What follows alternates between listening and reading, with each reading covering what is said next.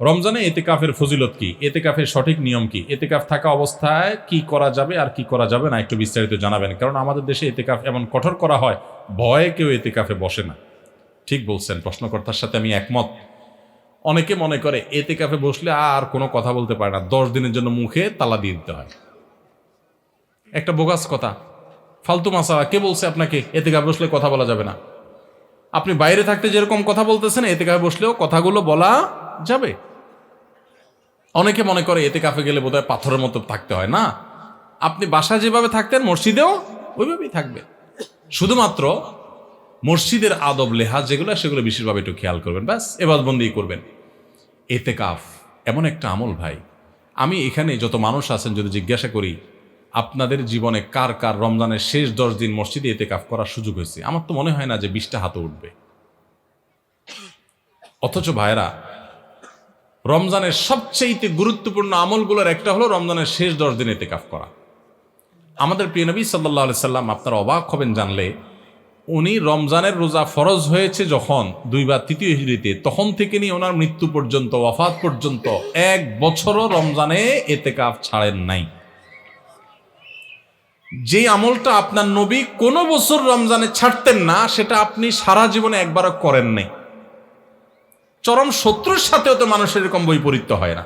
সেখানে নবীর উম্মত হয়ে যে আমল আপনার নবী জীবনে কোনোদিন ছাড়েন নাই, সেটা আপনি জীবনে কোনোদিন করেন নাই। কত বড় কপাল পোড়া ভাইরা আমার। এতেকাফটা কি জানেন? কারোর বাড়িতে কারোর পায়ে জড়ায় ধরে আমরা পড়ে থাকি না? অনেক সময় দেখা যায় না, কিছু গরিব মানুষ, কিছু ফকির ভিক্ষুক দেখা যায় পাও জড়ায় ধরে সাহায্য দিয়ে যান, তখন না দিয়ে পারে মানুষ। কারোর দরজার সামনে যায় বসে গেলেন, ভাই যেভাবে হোক দেন। এতেকাফটা হলো অনেকটা এরকম, আপনি কাপড় গাটি বোসকা নিয়ে, কাপড় চোপড় নিয়ে, কাঁথা বালিশ নিয়ে আপনি আল্লাহর ঘরে যেয়ে চলে গেলেন, আল্লাহ মাফ করা ছাড়া আমি আসবো না। এতেকাফে যদি কেউ থাকে শেষ 10 দিন, এতেকাফকারী ব্যক্তি মসজিদে যদি শুয়েও থাকে, সে লাইলাতুল কদর পায়। কারণ এতেকাফ করাটাই একটা ইবাদত। সে মসজিদে এতেকাফে আসে মানে হলো সে ইবাদতেই আছে। বুঝেন নাই কথা ভাইরা আমার? এই জন্য রমজানের শেষ 10 দিন এতেকাফের নিয়ত করেন। যুবকরা আরো বেশি নিয়ত করেন।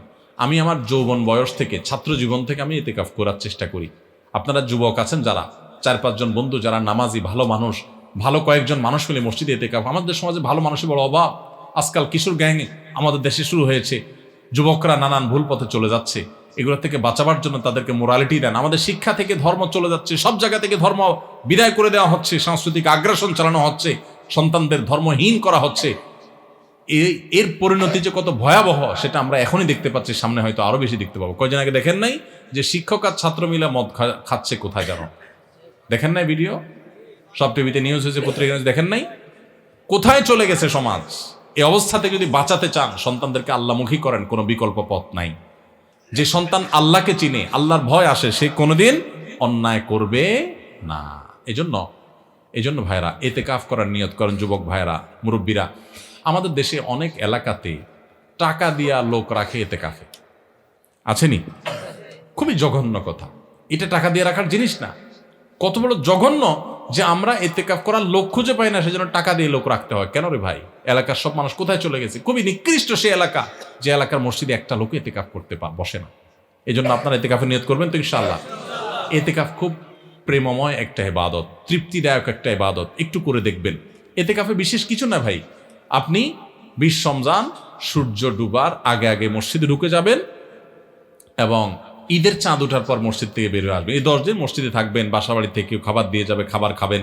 মসজিদে ঘুমের সময় ঘুমাবেন, নামাজ কালাম পর বাকি সময় বন্দি করবেন। বিশেষ প্রয়োজনীয় কাজ থাকলে ওই মসজিদের ভিতর থেকে সারতে পারবেন।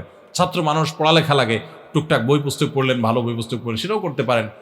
কিন্তু ম্যাক্সিমাম স্বপ্ন ইবাদত বন্দেগীতে কাটাবেন। এটাই হলো এতেকাফ। সেখানে যে বোবার মতো বসে থাকতে হবে এমন কোনো কথা নাই। এই জন্য এতেকাফের হিম্মত করবো তো ইনশাল্লাহ। আমরা জীবনে একবার যদি এতেকাফ করেন আর মজা পান, এরপরে আর আপনাকে কেউ এতেকাফ থেকে দূরে রাখতে পারবে না। রমজানের ওজিফা হিসাবে সারাদিনের কোন আমল করব? 24 ঘন্টার জন্য যদি একটি রুটিন পেতাম তাহলে উপকার হতো।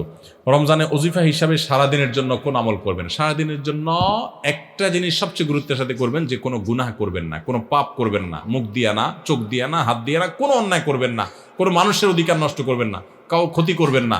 সব ক্ষেত্রে সারাক্ষণ চেষ্টা করবেন ভালো মানুষ হয়ে থাকার। এর বাইরে বেশি বেশি কোরআন তেলাওয়াত করবেন। সবচেয়ে বেশি আমল কোরআন তেলাওয়াতের আমল। রমজান মাস কোরআন নাজিলের মাস, সেজন্য কোরআন তেলাওয়াত বেশি বেশি করবেন। এর বাইরে সুবহানাল্লাহ, আলহামদুলিল্লাহ, লা ইলাহা ইল্লাল্লাহ, আল্লাহু আকবার, ইস্তিগফার পড়বেন। মনে মনে হাঁটতে হাঁটতে আল্লাহর সাথে কথা বলবেন, দোয়া করবেন। এই জিনিসগুলো বেশি বেশি করবেন। এর বাইরে রুটিন যদি চান আমার কাছে, তো আমি বলবো ভোর রাতে যখন খেতে উঠবেন, খেতে উঠলে 10টা মিনিট 20টা মিনিট হাতে রাখবেন। আগে খানা শেষ করে এরপরে একটু আল্লাহর কাছে দোয়া করবেন, অথবা আগে দোয়া করে তারপরে খানা খাবেন। একটু ভোর রাতে দোয়া কবুল হয়, এটা সারা বছর আপনি পারেন না। রমজানের সুযোগ আসে, এই সুযোগটা হেলায় হারাবেন না। এই টাইমে আল্লাহ তাআলা যেছে মানুষকে দোয়া কবুল করেন।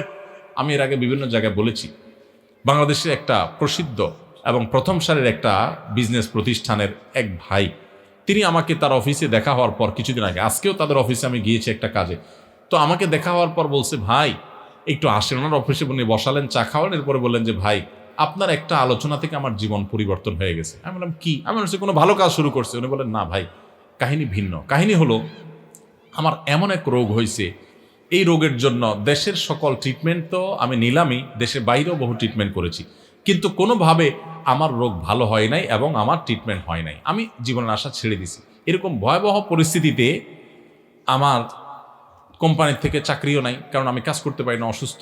তো আমি গ্রামে চলে গেছি মরার অপেক্ষা, যে এখন আর বাঁচার কোনো সুযোগ নেই। ডাক্তার বলছে যে শেখ জিকদিন যা খাইতে চান খান, আর কোনো ট্রিটমেন্ট নেই।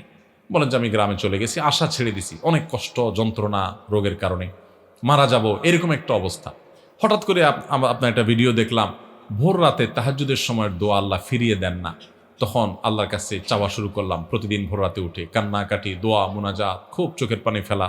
আল্লাহ সবাই যেটা পারে না তুমি সেটা পারো, দোয়া করতে শুরু করলাম। উনি বলেন হঠাৎ করে একদিন তাহাজ্জুদের সময় উঠে খুব দোয়া কান্নাকাটি করলাম, খুব সিজদা করলাম, খুব চোখের পানি ফেললাম আল্লাহর কাছে, চিৎকার করে বাচ্চা পোলার মতো কাঁদলাম।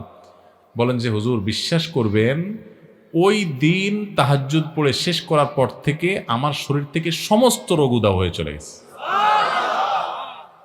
আজকেও তার সাথে দেখা করে আসছি। ইন্টারেস্টিং বিষয়, আজকেও ওই লোকের সাথে আমি দেখা করে আসছি, একটা কাজে গেছিলাম তার অফিসে। আজকেও ওই ভাইটা আমাকে বললেন যে ভাই, এরপর আমি শুধু সুস্থ হয়েছি তা না, আমি আমার কোম্পানিতে আবার ফিরে আসছি। আগে যে ডিউটি ছিল আমার প্রমোশন হয়ে ডিউটি আমার আরো বাড়ছে, এবং আমার কোম্পানির চেয়ারম্যান সহ সবাই আমাকে আরো বেশি আস্থা রাখে। ওনার সামনে থাকা পিয়ন অন্যান্য লোকদেরকে আমার সামনে ডেকে বলতেছে, এই তোমরা বলো, আমি আগে যে বদমেজাজি দেখাইতাম, আছাড় পিছাড় করতাম, রাগ জাহির করতাম, আমার এগুলো আছে এখন? বলে না স্যার, এগুলো কিচ্ছু নাই এখন। আর শুধু সুস্থ হয়েছে না, আজীবন আমূল পরিবর্তন হয়ে গেছে। ভাইরা আমার, এই ভোর রাতের দোয়া বড় গুরুত্বপূর্ণ।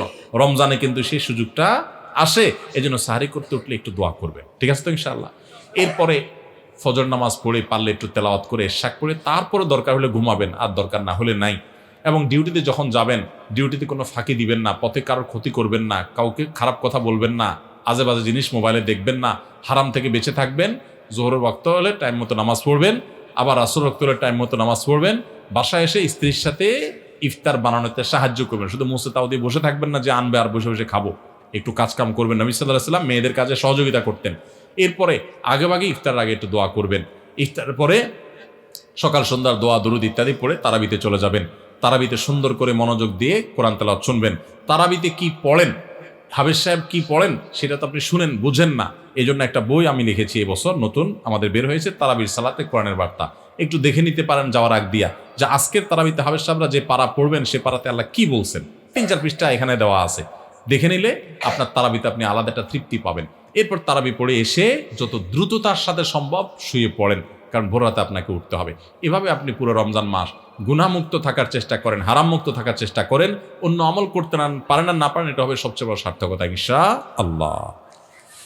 আমি একজনকে টাকা ধার দিয়েছি, প্রায় 3-4 বছর হয়ে গেছে, দিতে পারছে না, প্রায় 10 থেকে 12 লক্ষ টাকা। এখন কি আমার সেই টাকার জাকাত দিতে হবে? টাকাটা কর্জে হাসানা হিসেবে দেয়া মানে সুদমুক্ত। যদি আপনি কাউকে টাকা ধার দেন, সেই টাকা যদি সে আর না দেয় এবং দেওয়ার কোনো সম্ভাবনাও না থাকে, তাহলে ওই টাকার জাকাত দিতে হবে না, কারণ সে টাকা দিচ্ছেই না এবং একরকম টাকার আশা ছেড়ে দিয়েছেন আপনি, তাহলে ওই টাকার জাকাত দিতে হবে না। যদি কোনো কালে আপনি পান, তাহলে সেক্ষেত্রে আপনাকে কি করতে হবে? জাকাত দিতে হবে, আর না পেলে নেই। কিছুদিন আগে আমরা বেশ কয়েকজন জানাজার সালাতের উদ্দেশ্যে সফরে বের হই। জানাজায় উপস্থিত হওয়ার পর দেখতে পাই 10 মিনিট আগে জামাত শেষ হয়ে গেছে। এমত অবস্থায় উক্ত ওয়াক্তের সালাত আদায় করে তারপর জানাজায় শরীক হতে হবে, নাকি জানাজা পড়ার পর ফরজ সালাত আদায় করা যাবে? আগে ফরজ সালাত আদায় করে পরে জানাজার আদায় বিষয়টি কি উত্তম না অনুত্তম, ব্যাপারে কি জায়েজ না জায়েজ বলতে চাই। ভাই, ফরজ নামাজ সময় হলে আগে ফরজ নামাজ পড়তে হবে, তারপরে জানাজা নামাজ পড়তে হবে। ভাই, অনেকগুলো প্রশ্ন উত্তর আমরা দিয়েছি আলহামদুলিল্লাহ, অনেক রাতও হয়ে গেছে। আজকে এই মসজিদ, এই মাহফিল, আমরা বাইতুল ফালাহ মাদ্রাসা এবং এতিমখানার তরফ থেকে যে মাহফিল দেখলাম, আমরা সবাই এই মাদ্রাসার প্রতি সহযোগিতাপূর্ণ মনোভাব রাখবো ইনশাআল্লাহ। ঠিক আছে তো? আল্লাহ তৌফিক দান করুন। আমরা যে কথাগুলো শুনলাম জানলাম, আল্লাহ আমাদের সবাইকে আমল করার তৌফিক দান করুন। ওই সভাপতি